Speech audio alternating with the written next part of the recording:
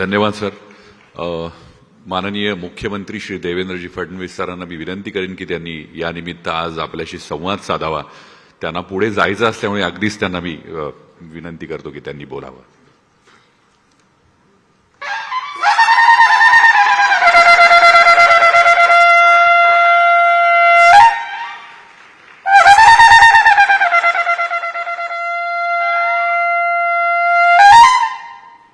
या भक्तिशक्ती व्यासपीठावर पादुका महोत्सवाच्या निमित्ताने आपल्याला आशीर्वाद देण्याकरता उपस्थित असलेले जीवन विद्या मिशनचे आदरणीय प्रल्हाद दादा पै, त्याचप्रमाणे ज्यांनी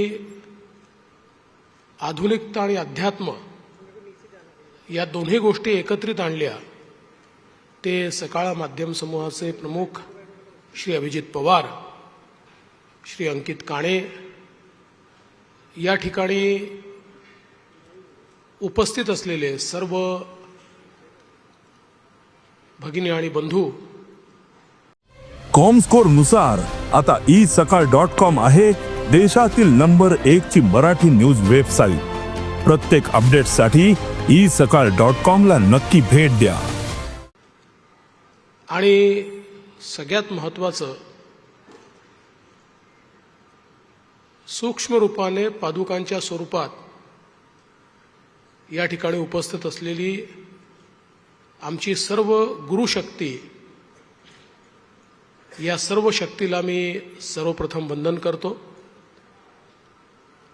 अभिजितजींचं मी अतिशय मनापासून अभिनंदन करेन की भक्तिशक्ती व्यासपीठाच्या माध्यमातून एक असं मिशन त्यांनी सुरू केलेलं आहे की ज्यामध्ये एक सश्रद्ध समाज तयार होईल,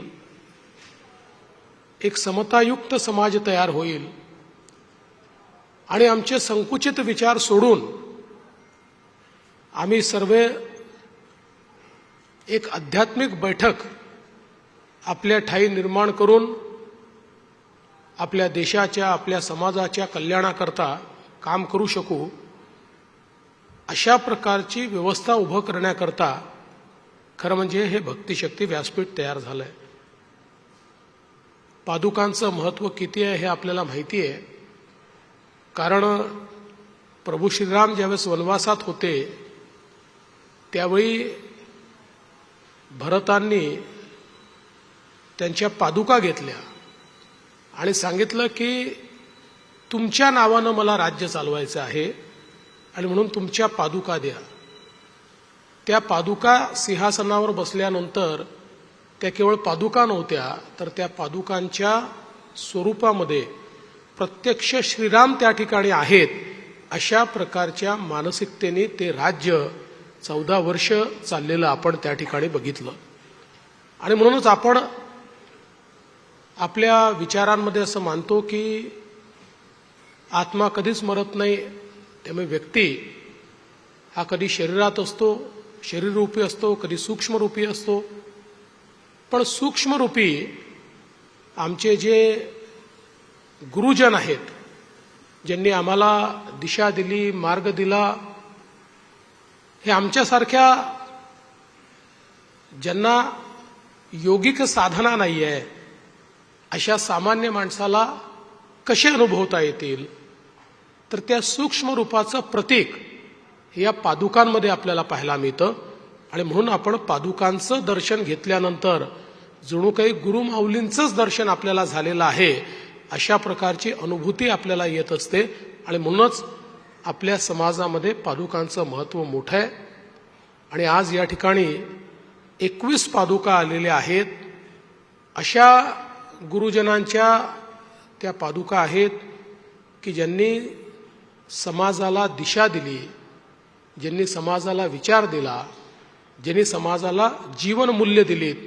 आणि म्हणूनच मला असं वाटतं की अशा प्रकारच्या पादुकांच्या दर्शनातून एक सकारात्मकता, एक पॉझिटिव्ह एनर्जी, एक सकारात्मक ऊर्जा हे आपण सगळे घेऊन जाऊया. आणि आपल्या जीवनामध्ये जे जे कार्य आपण करतोय त्या त्या कार्यामध्ये मूल्य अधिष्ठित अशा प्रकारचं जीवन कसं जगता येईल, एक प्रकारे आपल्या जीवनाला भक्तीचं, अध्यात्माचं या ठिकाणी कशा प्रकारे आपल्याला त्याच्यामध्ये काम करता येईल अशा प्रकारचा प्रयत्न आपण सगळे मिळून करूया.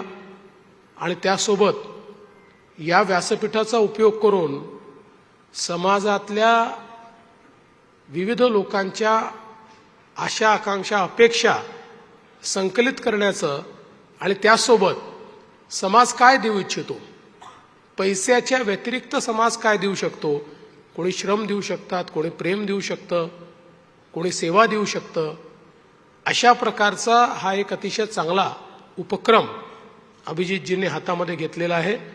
त्याबद्दल देखील मी त्यांचं मनापासून अभिनंदन करतो आणि एवढंच आश्वस्त करतो की या भक्तिशक्ती व्यासपीठाला जे काही अपेक्षित आहे ते राज्य सरकारच्या माध्यमातून करण्याचा प्रयत्न आम्ही निश्चितपणे करू.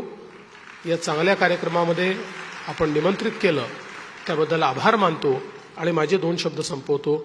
जय हिंद, जय महाराष्ट्र.